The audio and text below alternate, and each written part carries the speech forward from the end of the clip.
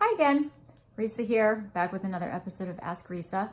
Last week I was talking about how to find the right wedding photographer and some research that you can do. And this week I want to talk about how many hours of wedding photography coverage you need.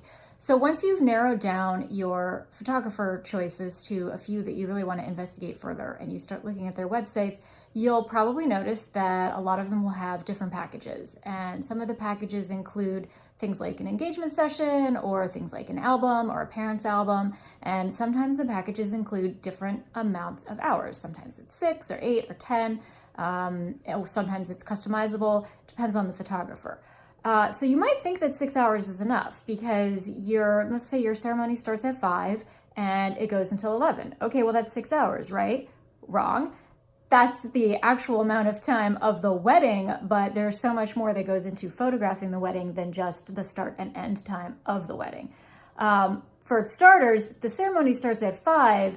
Your photographer wants to get there a little early so they can capture all the details, all the things that you spent all your time thinking about and worrying about and planning for. Your cake and your flowers and your table centerpieces and your seating chart, just everything that you've done to decorate your space, your photographer wants to capture those details because you're going to want to see them later, and that makes it fun to share on Instagram. So they need time to do that. Also, if you're planning to do a first look photo session with your fiance, which I will talk about more fully in another episode, that needs some time as well. We usually try to schedule the first look for about 2 hours before the ceremony starts because we want to be done 30 minutes before the ceremony because that's when guests start arriving and we want to make sure that the couple is hidden away when the guests arrive. So if we're doing couple photos and wedding party photos and immediate family photos, I usually try to allot about an hour and a half just to be safe. So if the ceremony's at 5, we start the first look at 3. And then before that, you've got the getting ready session. The groom's getting ready with his groomsmen, they're drinking whiskey, they're putting on their ties and whatever they do. Girls maybe are drinking champagne and, they're getting their hair and makeup done. And it's great for you to have those shots from your getting ready session in your album or even just, the digital files to look back on and remember that fun time with your friends.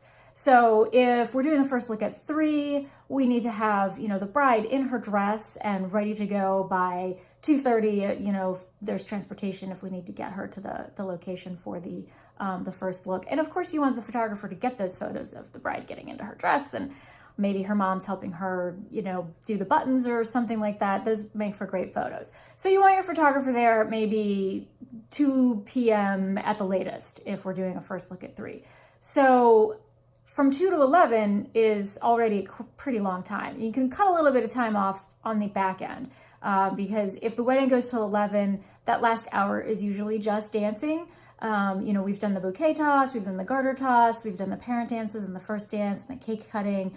And usually there's been at least a little bit of party dancing because you do want some photos of your friends dancing and having fun.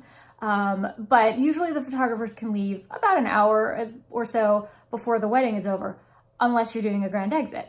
So if you want to do a sparkler exit or confetti cannons or anything like that, then the photographer has to stay all the way until the end.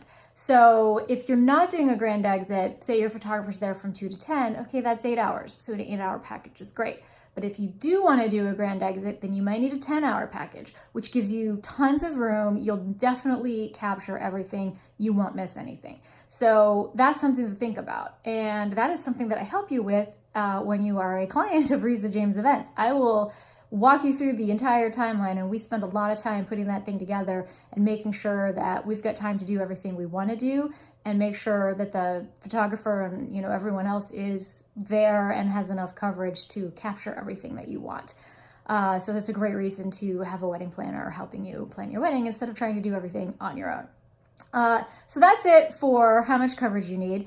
Next week, I'm going to talk about whether you need a second shooter, whether your photographer can handle everything by themselves or whether they should have a second shooter to help them. So if you like this video, go ahead and give it a like down below. If you want to be notified of future videos, you can subscribe and then click on the little bell icon next to the subscribe and you'll get notifications when I release new videos which is every week on Wednesdays. Okay, that's it for now. Talk to you next week. Bye.